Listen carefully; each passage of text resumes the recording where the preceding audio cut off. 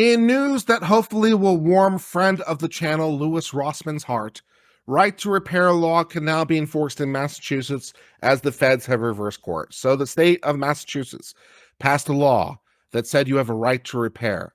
If you own it, you have a right to repair it.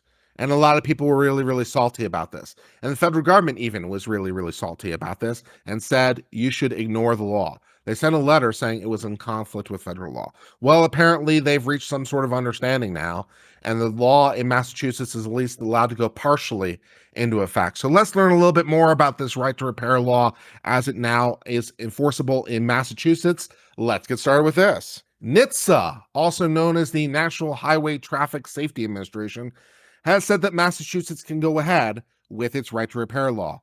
Earlier this year, the agency had told automakers to ignore the law, which the voters had passed. So, yeah, they sent out a letter to all the automakers saying, please ignore the law. It's in violation of federal law. Don't do the state law. So, yeah, that was where we are. In June, Senator Elizabeth Warren and Ed Markey wrote to the Secretary of Transportation protesting the advice. So the senators were not thrilled. The agency has said that the rollout of the right to repair law can move forward with some security changes. So there has been some modification to the Massachusetts law. So they've reached some sort of agreement. The law will allow drivers to take their cars to more repair shops instead of just a dealer who used to have exclusive access to some repair data.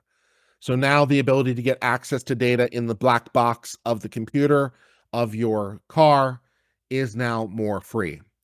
The new law will be expected to bring down the cost of car repairs because now you have your choice of places to go. Because the independent shops can get access to the data, they can repair the car as the data may require. Senators Warren and Markey said that the federal government has heeded our call and clarified the Massachusetts right to repair law can now be enforced, with some minor asterisks.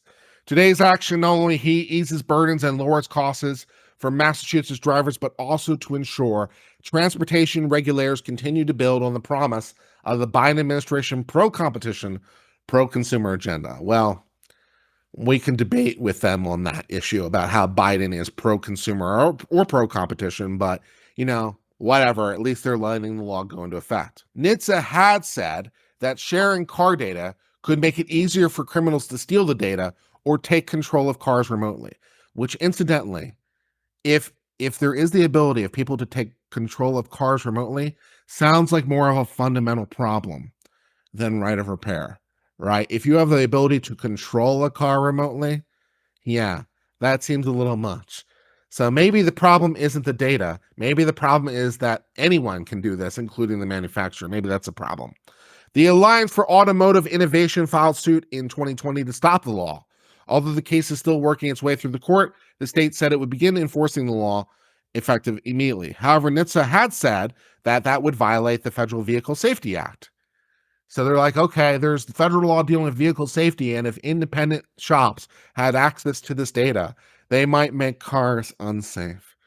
So, why should independent shops be allowed to exist, I guess? The Right to Repair Coalition is pleased to see that NHTSA has reevaluated its position and concluded there are multiple ways to implement the right to repair law that don't conflict with the Vehicle Safety Act because, that was really dumb in the first place for the federal government to say that. Really, it was protectionism in the veil of safety. It's like, okay, it's safety because the manufacturer is best positioned to repair cars, so it's a safety issue. Yeah, they tried to say it was a safety issue, but it really wasn't. It really wasn't. It was a protectionism measure, but thankfully, finally, there's been some sort of compromise. So the right to repair law is allowed to go into effect with some modifications. So it's a start in the right direction. I don't think we're necessarily done here as far as these things go, but it's a start.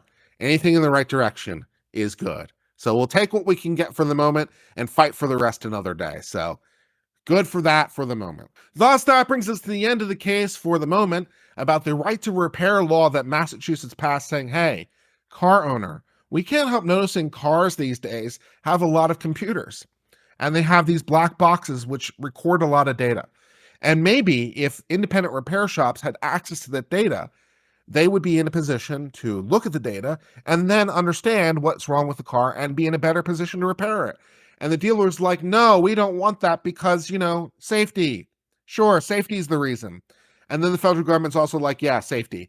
So after some negotiation and after some dithering around, right to repair law is able to go into place with perhaps some modifications. So check out Louis Rossmann, who I'm sure will have something to say on the issue as to the degree to which this is a modification or bastardization of the law.